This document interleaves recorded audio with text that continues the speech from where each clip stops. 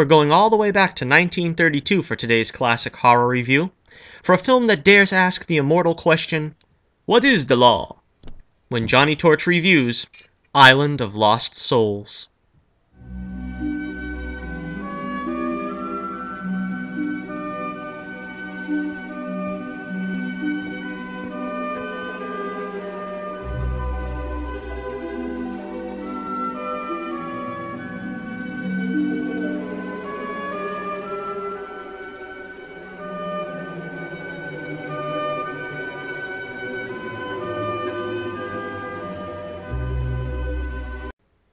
Released in 1932, just 1 year removed from the onslaught of classic horror brought about in 1931, we have Island of Lost Souls, based on the novel Island of Dr Moreau by H.G. Wells, published in 1896.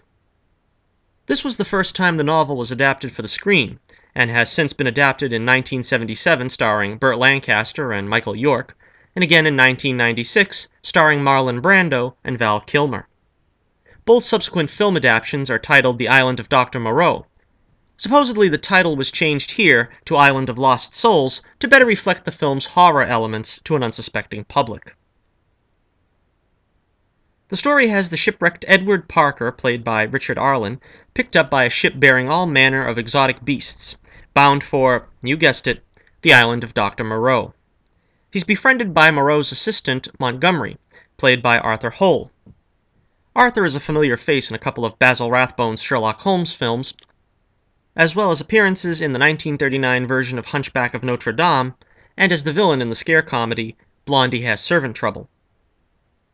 Moreau welcomes Parker to his home, promising to give him a boat so that he may leave in the morning. Unbeknownst to Parker, Moreau has other plans for him, and has his boat sabotaged, forcing him to remain on the island.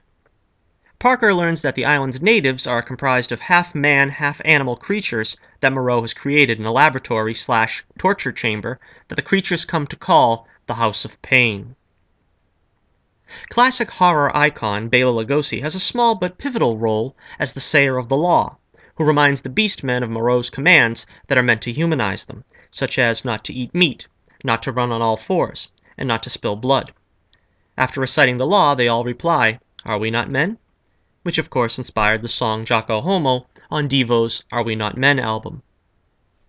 Shot in 1932, this was of course pre-Hays Code Hollywood, which allows the film to be a bit more scandalous and creepy than many of its contemporaries and those to follow. For example, Moreau asks Parker, "Do you know what it means to feel like God?"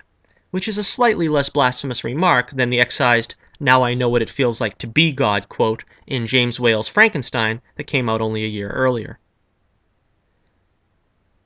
Though it's handled fairly subtly, Moreau's plan is to mate Parker with his greatest creation, Loda, the Panther Woman, which, as her title suggests, was once a panther before being transformed into a woman.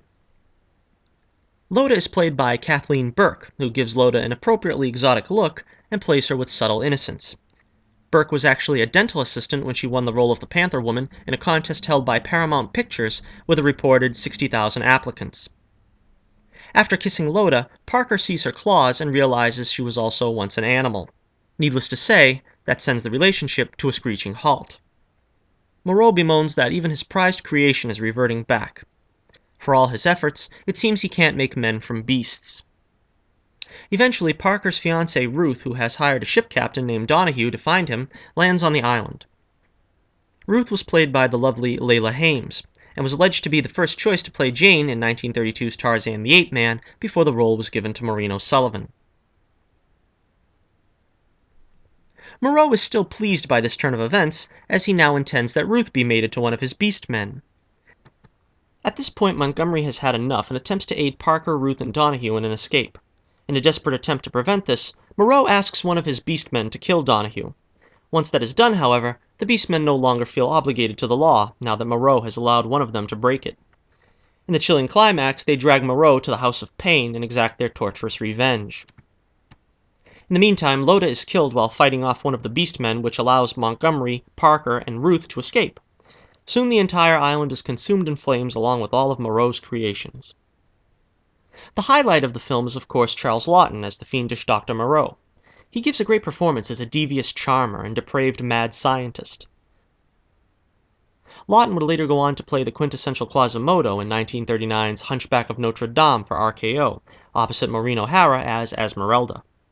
He was also remembered for many classics such as Mutiny on the Bounty as Captain Bligh, and Henry VIII in The Private Life of Henry VIII.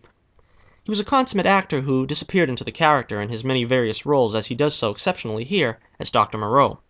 He was also married to the Bride of Frankenstein herself, Elsa Lanchester. The makeup for the Beastmen is also very impressive for its day, evoking the bizarre results of Moreau's barbaric experiments. This story was also highly influential on the Batman the Animated Series episode Tiger Tiger, which had the evil Dr. Dorian create man-beast hybrids. Much like many of horror's classic mad scientists such as Frankenstein, Dr. Jekyll and Mr. Hyde, and the Invisible Man, the latter also conceived by H.G. Wells, Moreau seeks to elevate himself above God by his unnatural methods, and eventually is brought down to the most base level by his efforts. While I wouldn't put this one quite at the level of some of Universal's classics, it's arguably more creepy than most of them. It starts out a bit slowly, but if you're looking for some decent chills and thrills in your classic horror viewing, it's certainly worth your time. I'm giving Island of Lost Souls 3.5 stars out of 5.